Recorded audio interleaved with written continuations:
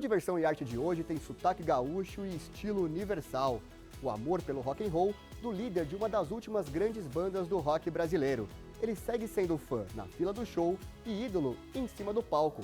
Beto Bruno no Diversão e Arte.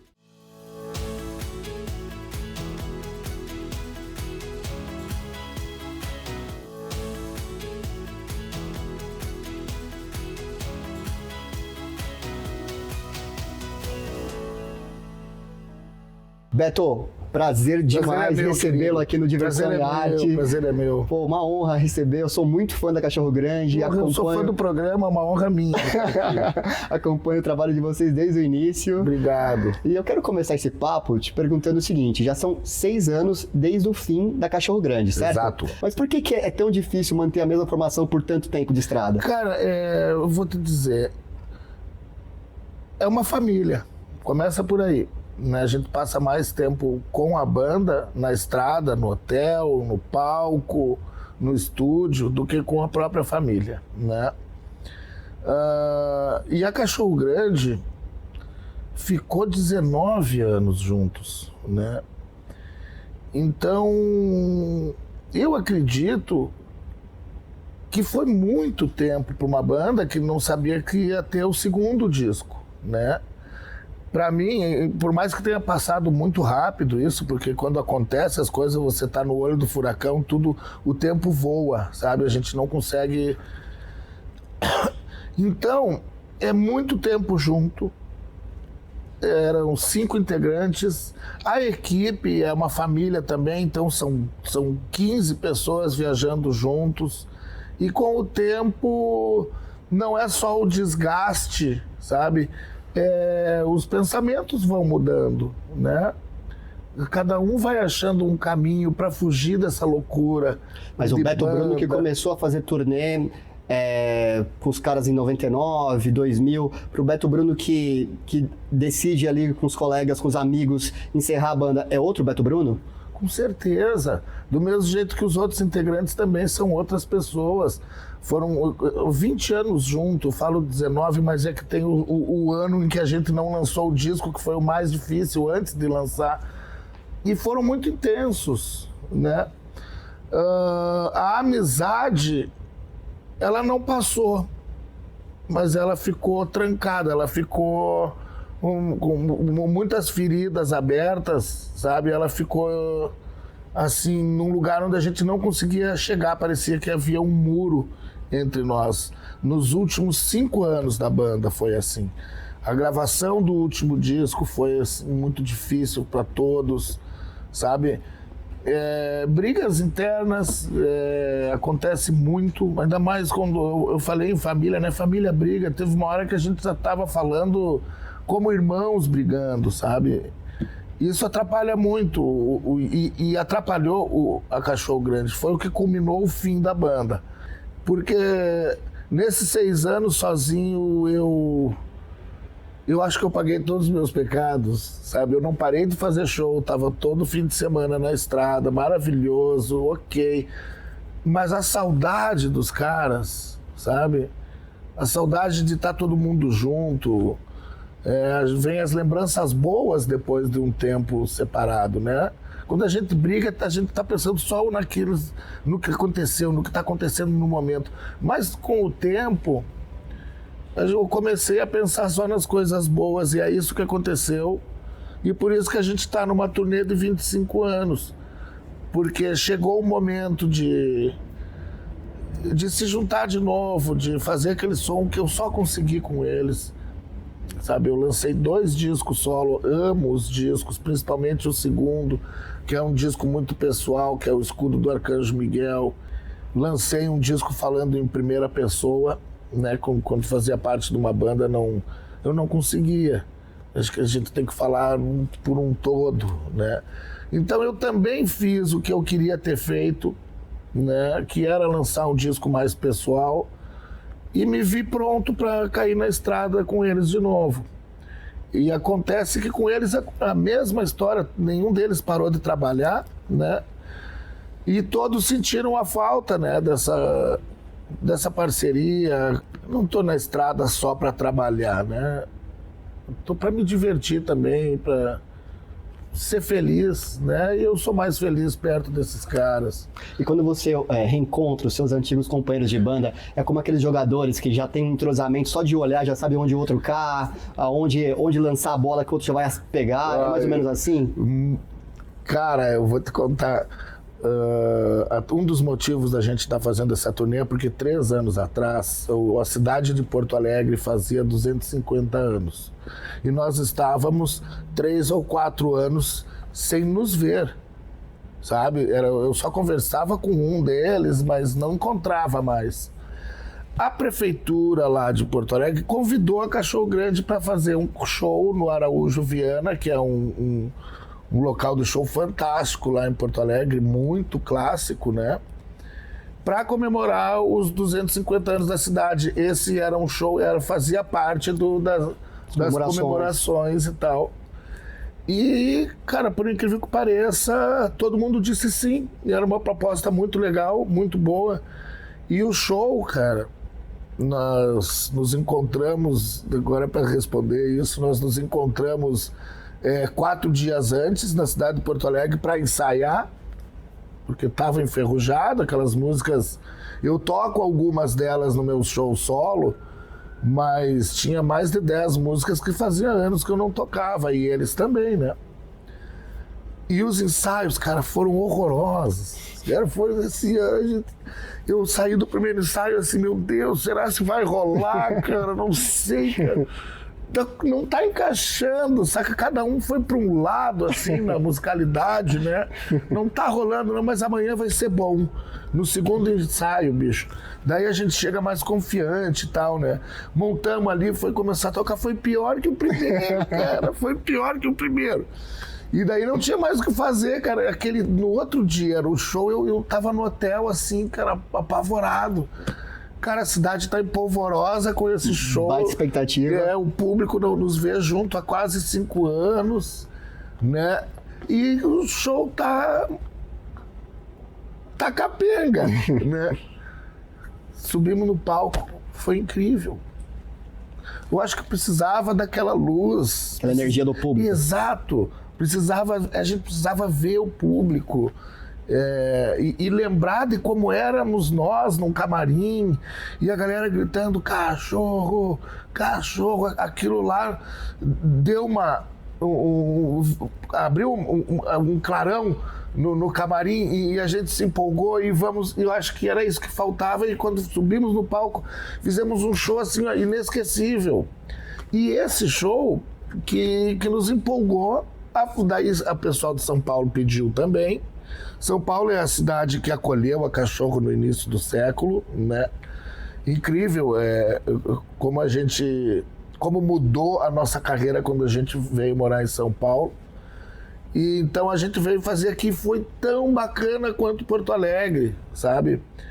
Público incrível, que tava com saudades. E daí, por causa desses 2 shows que a gente teve essa ideia, galera, vamos fazer uma turnê de 25 anos, né? Esse ano ninguém lançou trabalho solo para cuidar dessa turnê. Era uma turnê que era para ser 10 shows nas 10 maiores capitais, e já está agendado mais de 30, já fizemos mais de 15 shows. Que demais. E o que o público pode esperar desse show que vai rolar aqui em São Paulo, no Carioca Club? Tem espaço para alguma surpresa, alguma música lá do B ali, que os fãs talvez não imaginam que eles vão tocar? Boa pergunta, tem sim. O que acontece? São Paulo é muito especial para nós, né? A gente veio morar aqui, a gente vinha tocar já desde 2000. Nós fazíamos turnês, tocávamos nos lugares pequenos da cidade e voltava. Quando em 2003 a gente resolve realmente vir morar em São Paulo e participar da cena local, nós fomos muito bem recebidos, não só pelo público, mas pela mídia e o muito interessante, pela classe musical. Então, cara... Mas a classe musical do rock ou em geral? Do rock no começo, né? Depois a gente, né, começa a tocar em festivais não só específicos de rock, mas na época a gente só tocava em festival de rock. E daí a gente acabou conhecendo outras pessoas que até hoje são amigos da gente. Mas naquela época a classe roqueira da cidade nos abraçou. A Augusta, os bares... Naquela época tinha show na Augusta, segunda-feira, tinha 4 lugares tocando com bandas autorais na segunda-feira. Então, de uma hora para outra, a gente estava fazendo parte daquela cena. E aquilo foi o mais importante para Cachorro Grande conquistar o público do Brasil inteiro e tocar no Brasil inteiro. Foi a nossa vinda para São Paulo. Então, todos os shows aqui são muito especiais. Ainda mais esse de 25 anos, né? Porque exatos 25 anos atrás, nós tocamos aqui, era um bar chamado Orbital, que tinha na Augusta, mas não era na Baixo Augusta, era na parte mais rica ali, né? E esse bar, ele cabia 20 pessoas, tinha 30 pessoas no bar. Lotado. Sim. Lotado, né? Exatamente 25 anos atrás a gente fez esse show e agora nós estamos tocando num lugar maravilhoso depois de tudo que aconteceu. E uma das maiores surpresas para o nosso público é a banda de abertura que se chama Hurricanes. Você assistiu o show dos Black Crowes? Abrimos Black Crowes. Que som é esse, cara? Incrível, né? Demais. Fantástico. E eles têm uma história muito parecida com a nossa. Não é só o estilo musical, né, que a gente ama, o rock dos anos 60 e 70, que é o grande lance deles. E eles são meninos de Santa Maria, que é uma cidade do Rio Grande do Sul.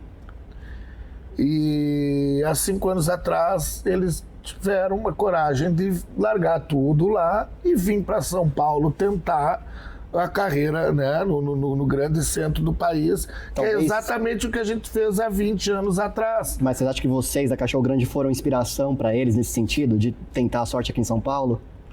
Eu vou perguntar isso para eles. Eu vou perguntar isso. Porque realmente, cara, a gente sabe a dificuldade, né? A Cachorro Grande já tinha um público em Porto Alegre, já era uma das maiores bandas do Sul. Eles não esperaram isso. Eles, mais na frente, assim, a gente precisa ser a maior banda de Santa Maria para ir para São Paulo, né? Então eles foram mais sagazes. Ousados também, Ousados, né? E agora estão aí tocando nos grandes festivais, que é o Best of Blues, que foi aqui no Ibirapuera. Sim, aqui pertinho da Leste. Exato, o mesmo festival que nós tocamos, a Cachorro Grande.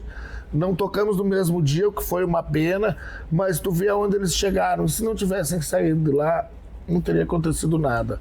O Rodrigo, que é o vocalista dessa banda, eu acho que é o melhor vocalista de rock que apareceu nos últimos 10 anos no Brasil. E além de um grande cantor, cara, é um compositor fantástico. Eles têm um guitarrista com muito bom gosto. O baixista e baterista é uma das melhores drum and bass que eu vi, assim, nos últimos... Eu falei 10, 15 anos, então, pra cá. Então, nós estamos muito bem acompanhados. Pra galera que for, inclusive, o senhor está convidado. Muito obrigado, Beto. Cheguem antes para assistir os Hurricanes, cara.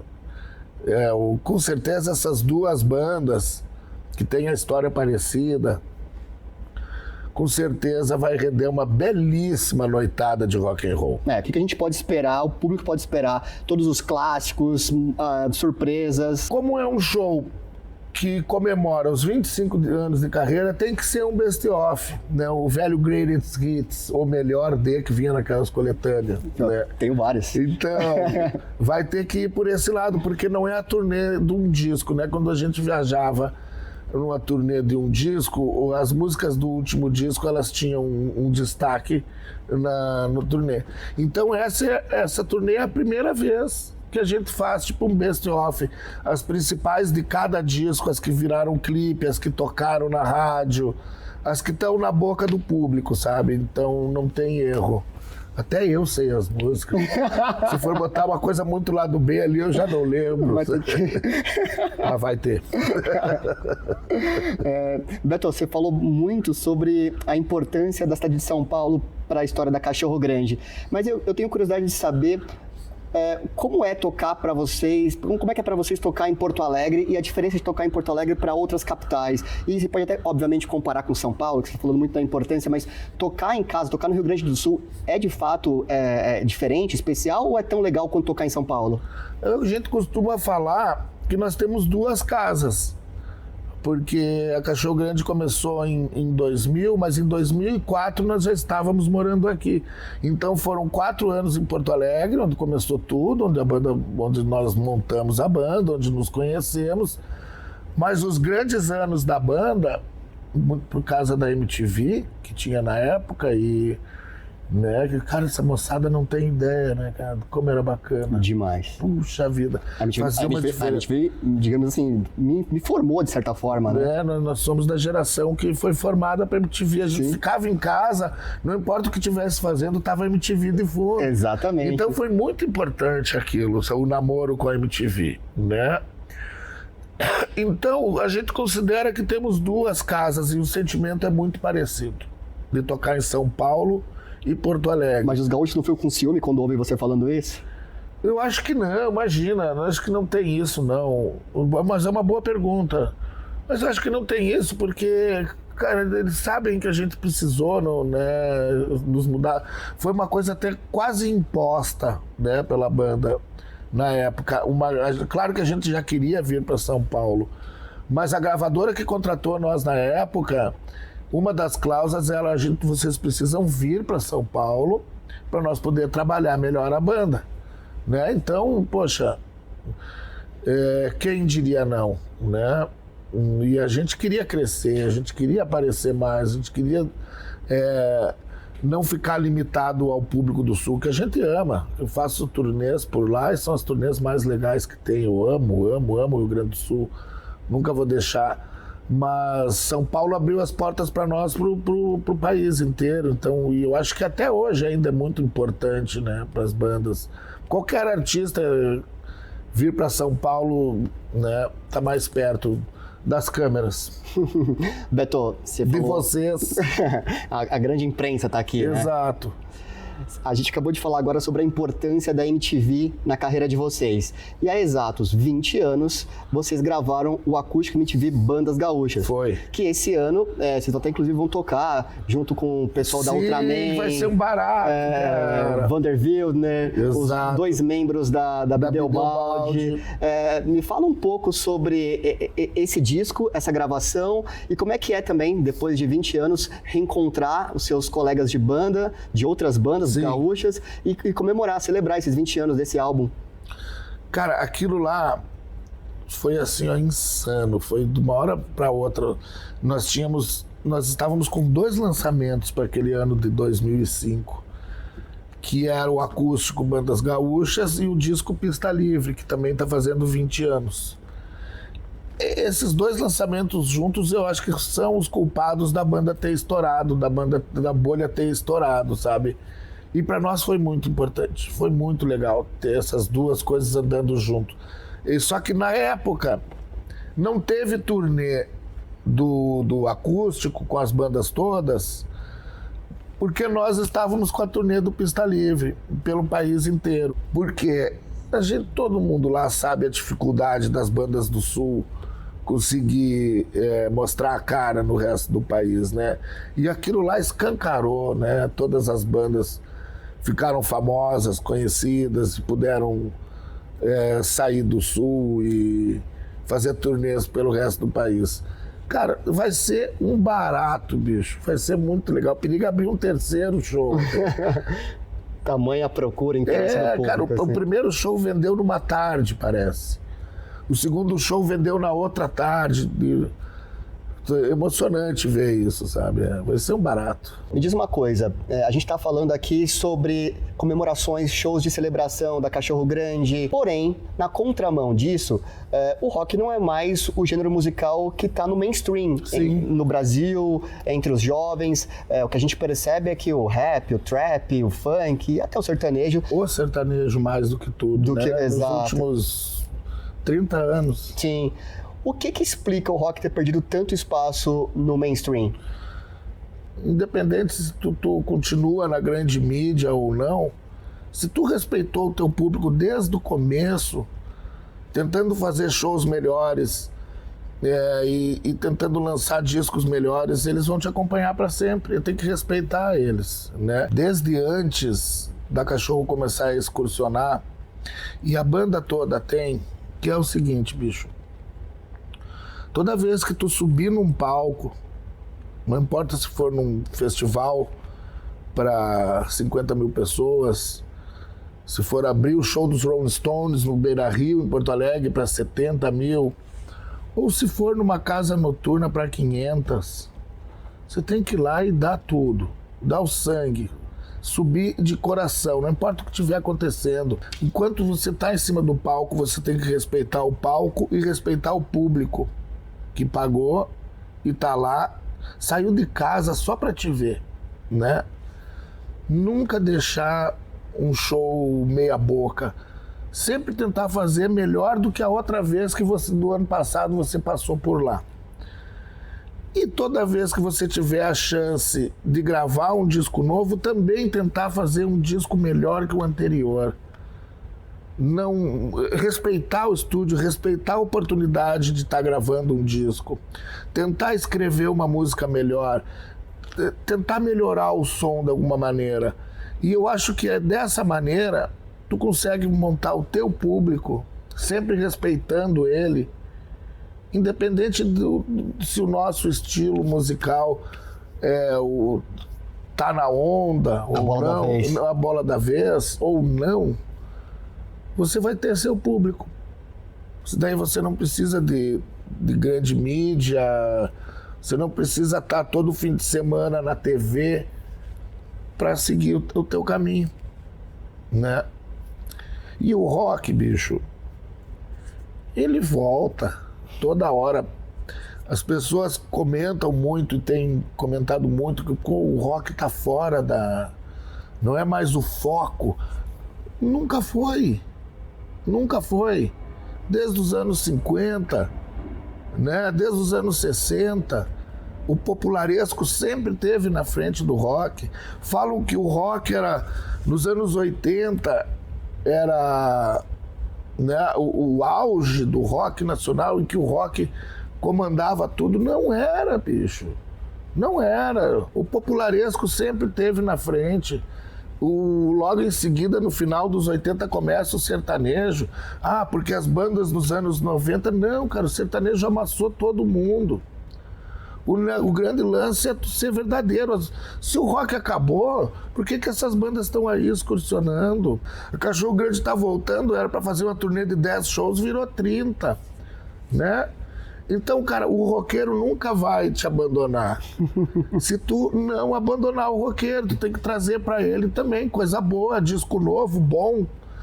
Toda vez que ele for assistir um show teu, ele tem que sair, porra, foi melhor que o outro, no próximo eu vou. E eu acho que a gente tem que fazer o nosso caminho, né? A gente tava falando da MTV, esse é um motivo também, porque a MTV pegava as bandas de rock sem gravadora e nivelavam com as maiores bandas do Brasil. Isso aconteceu com a Cachorro Grande. Era uma visibilidade muito importante, exatamente, né? Era muito importante aquilo. E era pro Brasil inteiro, né? Então, acho que com o fim da MTV, a gente não... Porque até as outras emissoras de TV aberta, eles esperavam ver o que a MTV lançava. Era um trabalho de curadoria, né? Exatamente. E não precisa estar numa grande gravadora, não precisava de nada disso. Era só ser verdadeiro e ter a ver com o momento certo e o lugar certo, né? E para nós o momento certo, o lugar certo era São Paulo no início do século. Eu acho que é por isso que a gente está aqui até hoje. Que a gente soube aproveitar aquele momento de grande visibilidade e o nosso público só aumentou. E esses 6 anos de hiato, cara, isso aí fermentou, sabe? Não era só nós que estavam com saudade dos outros, o público também estava com saudade. Então uma paradinha também é muito boa para esquentar os motores de uma turnê. Para criar essa expectativa. Olha o Oasis. Cara, o que foi aquilo? As vendas deles, como é que é?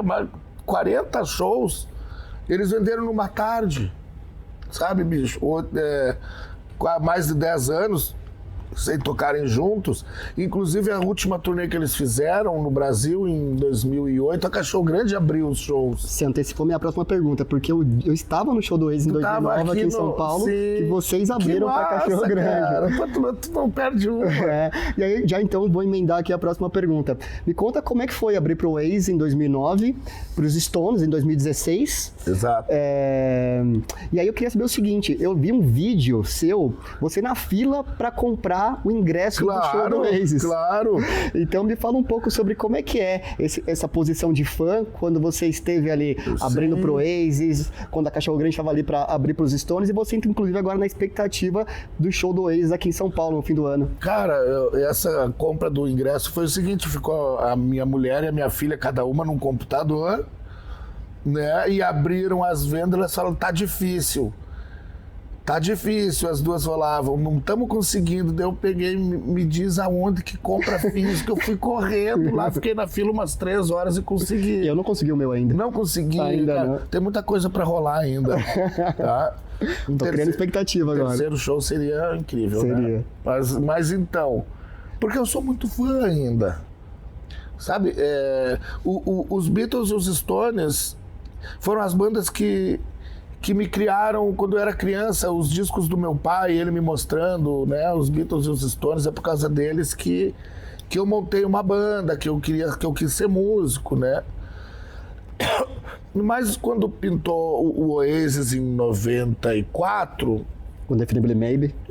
Exatamente, eu já tinha tentado alguma coisa com música, eu já tinha tido as minhas bandinhas locais e tal, eu já tinha desistido. Falei, nossa, isso é muito difícil, né? Eu não consigo. Eu estava trabalhando numa loja de disco. Em Porto Alegre? Em Passo Fundo, em Passo Fundo, no Rio Grande do Sul, que é a minha cidade. E eu chego atrasado do almoço, e para matar mais um tempinho eu fumava um cigarro na porta da loja. Eu já chegava um pouquinho atrasado, ainda fumava um cigarro para matar mais uns 10 minutos. E daí a gerente da loja, ela era muito escrota, saca? Daí ela fez assim pra mim. Cara, aquilo lá me subiu no sangue, sabe? Eu já trabalhava em loja de disco há 10 anos, já tava de saco cheio. E eu apaguei o cigarro, né? Entrei pra loja, fiquei ali, pá, uma cara, sabe, assim. MTV, Oasis, Supersonic. Aí eu tinha um jaleco da loja, peguei o jaleco, joguei no chão e saí todo brabo da loja. O que houve? Daqui menos de 2 anos vocês vão ter disco meu vendendo aqui. Porque eu tinha assistido Oasis, né, na TV, e fui para Porto Alegre. 1 ano depois já estava o disco sendo vendido lá naquela loja onde eu trabalhava. Então o Oasis me fez voltar, deu vontade de... Não, eu não podia ter desistido, eu vou tentar mais um pouco e essa vez vai acontecer, né? Então os Stones e os Beatles me mostraram o caminho do que eu gostaria de fazer na vida. E o Oasis veio e deu continuidade. Então abrir o show do Oasis naquela época, bicho, foi muito importante. Muito, parecia um sonho. Primeiro porque eram 4 shows e no começo veio o convite que nós abriríamos o show de Porto Alegre. Tá. Seria uma outra banda em São Paulo, no Rio e em Curitiba, né? 1 semana depois veio o convite oficial e que não era só o de Porto Alegre, seriam os 4 shows. Que demais. Cara, nós estávamos no estúdio gravando um disco, largamos tudo, sabe? Foi uma loucura aquilo, né? O último show foi em Porto Alegre, no Gigantinho. O Gigantinho é um ginásio do lado do Beira-Rio, do estádio do Inter, né? O Gigantinho, o ginazinho, o Beira-Rio. O show do Oasis era no Gigantinho e era o último show da turnê. Nós estávamos indo embora, entrando na van, depois de 10 dias com o Oasis na estrada. Você teve a oportunidade de conversar com o Noel, com o Liam? Muito. O Noel menos. Primeiro que eles já não conversavam. Um ficava em cada hotel, voos diferentes, passagem de som, entrava um, saía o outro. Mas, enfim, eu falei brincando, porque daí na saída a gente vê o Beira-Rio. Nós entrando na van, assim, falei brincando, agora só falta abrir os Stones ali no Beira-Rio. Pô, você uma premonição Todo ali. mundo deu risada, vai, né? Que demos risada e tal. 8 anos depois foi o que aconteceu. Que demais. E daí, bicho, eu nunca me permiti sonhar com isso. Meu sonho era assistir os Stones. Né? Eu pequenininho ali, o John Lennon morreu, os Beatles acabaram há 10 anos, né?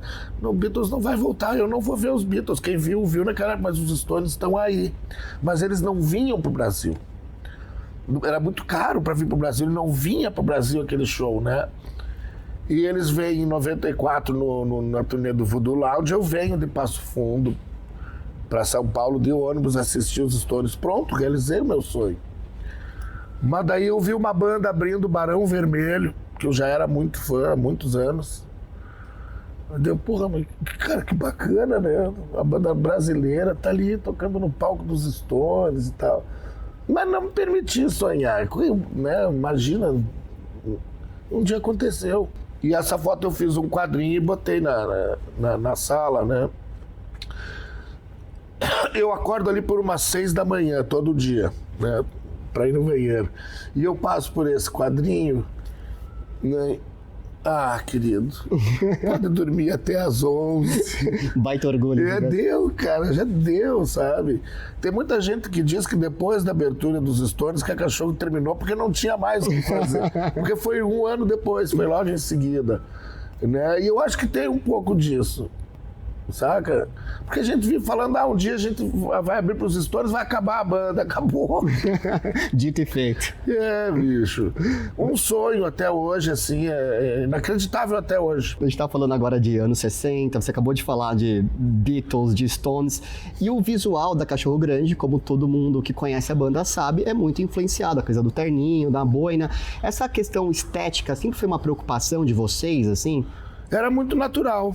Sempre foi muito natural, é o jeito que a gente se veste. Eu conheci eles na rua assim, eles me conheceram assim, e isso bateu também. Pô, aquele cara podia tocar comigo, né? O Rio Grande do Sul é um pouco assim, sabe? É terninho 8 meses né? Jaquetinha. E eu, cara, desde pequeno, o que me fez montar uma banda foi assistir o Hard Day's Night, Os Reis do Iê Iê Iê. Eu tinha 10 anos, meu pai me levou no cinema, meu pai e minha mãe.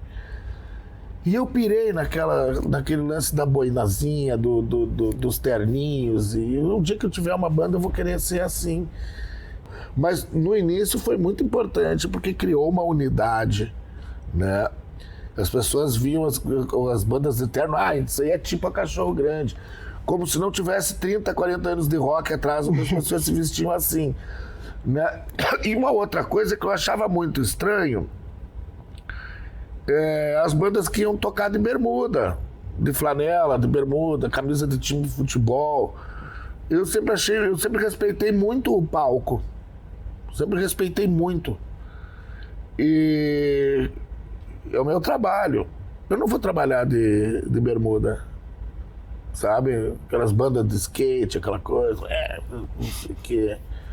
Né? Eu achava um absurdo aquilo. Logo em seguida eu fiquei o melhor amigo de todas essas bandas e vi como era mais bacana. O cara ia tocar na praia, tava nós de terno, sabe? Não tinha nem uma bermuda pra ir tomar um banho de mar, saca, bicho? Tocando no Nordeste. Não quer dizer nada, sabe? Isso é só identidade. Tem muita banda que faz um puta som e não tá nem aí pra isso. Eu acho um barato isso, saca? Essas produções, assim, às vezes são exageradas e às vezes isso é mais importante do que a música, o visual. Eu acho que isso é bacana, tu ter um visual que chame a atenção, mas que seja verdadeiro. É que vocês levaram esse visual pros clipes também, né? Os clipes bebê e tal. Exatamente. Mas que seja verdadeiro, tu tá se sentindo bem assim, não, eu sou assim, né? Então, tá tudo dentro. Beto, um pouco antes de vocês lançarem o segundo álbum, As Próximas Horas Serão Muito Boas, foi um momento em que a Cachorro Grande estava ali passando por uma situação complicada, né? De não conseguir gravar e tal. E teve ali a ajuda do Lobão para lançar o disco em revista. Exatamente. Me conta um pouco, como é que foi esse momento? Assim, você falou que alguns anos antes, quando você estava na loja de disco, o Oasis teve esse papel de impulsionar vocês, claro, a você em especial, a acreditar no sonho. E naquele momento que eu tô falando agora, passou um momento de dúvida ali se a banda continuaria, se o sonho continuaria, com a dificuldade de vocês de lançar o segundo álbum? Não, depois que lançou o primeiro, todos da banda já sabiam que era isso que a gente vai fazer e nós vamos viver disso. Até porque ninguém apostou em outra coisa, ninguém estudou. Era isso ou era isso? É isso. Nós conseguimos lançar o primeiro disco e ele foi um sucesso relativo. No Rio Grande do Sul no primeiro disco já tinha se tornado uma das principais bandas. Eu acho que o primeiro disco não captou bem o som da banda ao vivo, apesar das músicas serem muito boas, os arranjos são bacanas, às vezes eu queria que a banda tivesse tocado junto no estúdio. Porque eu escuto o primeiro disco, ele não me remete ao que eram os shows da época, que as pessoas saíam com os ouvidos tinindo, e eu também. E quando eu escutei aquele disco, eu falei, cara, não... O disco foi um sucesso, né? Mas não é isso que faltava a gente quer. Alguma coisa. E o próximo disco nós inventamos de gravar ao vivo dentro do estúdio e em rolo, fita de rolo, analógico já. Pra conseguir chegar mais perto da porrada que era o show ao vivo, né? Porque pô, tu vai ver a banda lá, uma porrada, tu chega em casa, bota o disco, né? Ou às vezes o contrário seria pior também, né? O disco é uma porrada, daí tu vai ver a banda, né? Ok. É verdade. Eu queria que fosse, né, que tivesse a sonoridade que a gente tava no palco, que eu era encantado com aquilo. A sonoridade ficou muito própria, um pouco mais crua. E quando a gente apresentou esses discos para gravadoras lá do Sul, todas falaram não, isso daí não vai tocar na rádio, do jeito que vocês gravaram isso não tem cabimento. Nesse meio tempo saiu o disco dos Strokes, Story no mundo inteiro, foi gravado analógico e ao vivo dentro do estúdio, né? E daí a gente ficou um ano no limbo, fazendo turnês cada vez menores, cada vez menos público, porque a gente não tinha novidade, não tinha música nova, com um disco engavetado. Num desses shows, numa praia do Rio Grande do Sul, aparece o Lobão, que na época estava com a revista Outra Coisa, uma ideia fantástica, de todo mês lançar um produto inédito e autoral nas bancas do Brasil inteiro. E foi uma das melhores coisas que aconteceu com nós, porque a parceria com o Lobão foi fantástica, é um amigo até hoje, um grande amigo, sabe? E a partir daquele disco que chegou nas bancas de todas as capitais brasileiras, nós começamos a tocar em todos os festivais independentes dessas capitais, né? São Paulo a gente já tinha aqui um certo público, mas as capitais menores ainda não, no Nordeste, no Norte, não, a gente não tinha chego ainda, né? Então aquilo ali, bicho, levou a banda para outro patamar. No disco anterior nós tocávamos nos festivais independentes, lá eram os primeiros shows. Nesse disco nós já éramos headliners dos festivais independentes, em qualquer capital. E esse disco nos levou a ter interesse de uma gravadora, no caso a DEC do Rio, que contratou nós para gravar daí o Pista Livre, que foi o disco que culminou, que começou a tocar na MTV, começou a fazer todos os programas de TV, e já éramos daí do festivais independentes, nós já estávamos nos grandes festivais do país, nos grandes palcos.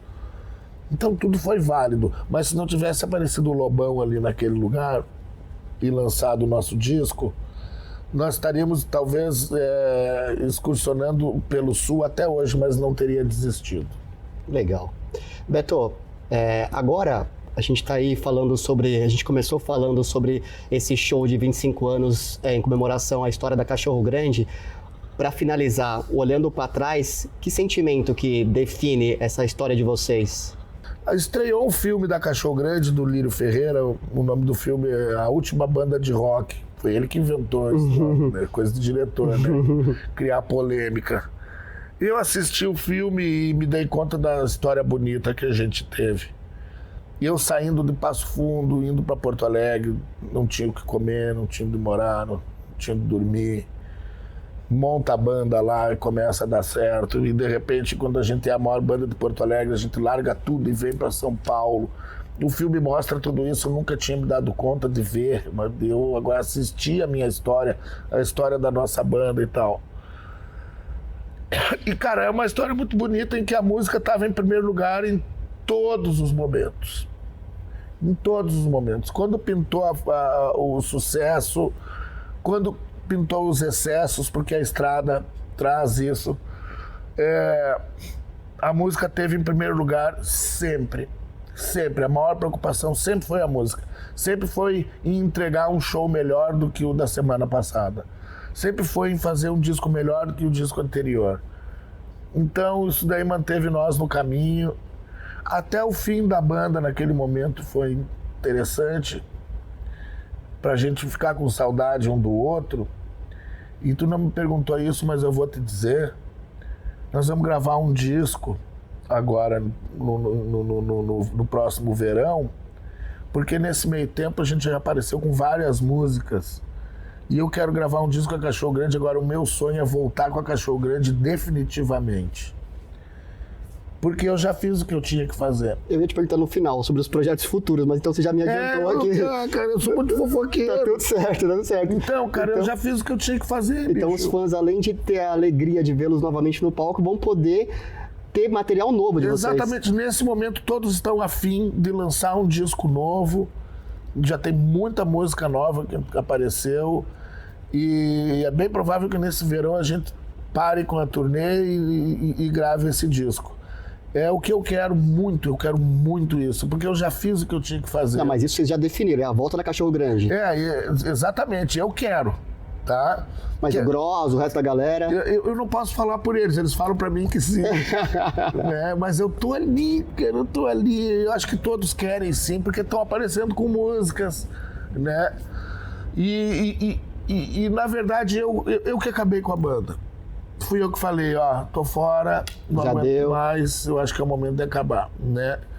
Então o mais chato que sou eu, tô voltando, facilita bastante, né? Que ótima forma de terminar uma entrevista assim, com uma notícia tão boa assim, Então, Beto. cara, até me emociono de falar, porque, bicho, os melhores anos da minha vida foram com a Cachorro Grande, né? Eu quero isso de volta. Eu fiz já os discos que eu queria, eu precisava falar, contar de mim, já fiz, foi legal pra caramba. Quase falei outra palavra. Foi muito legal, aprendi muito. Todos eles lançaram discos, fizeram turnês e foi muito bacana. Mas o mais legal foi pra mim saber valorizar o que eu tinha, que era Cachorro Grande, e valorizar não deixar esses 20 anos que eu tive com a banda, não deixar se acabar. Beto, muitíssimo obrigado por esse papo. Cara, que agradeço, tu é o máximo. Tu é o máximo. Obrigado, fico feliz. Acho aí. que ganhei um amigo aqui, tá convidado pro show. Viu? Eu espero ver com você, eu tá lá no público, pulando, curtindo todas da Cachorro, e depois, quem sabe, com você no show do Oasis. Nós vamos estar lá também. Então tá fechado. Obrigado, Beto, muito obrigado pelo papo, prazer demais aqui recebê-lo aqui, viu? Acho que eu falei um pouco demais. Tá tudo certo. Obrigado. Pessoal, então é isso, depois desse papo incrível com o Beto Bruno, com novidades da Cachorro Grande aí, com disco novo. A gente termina o Diversão e Arte de hoje. Até mais. Tchau, tchau.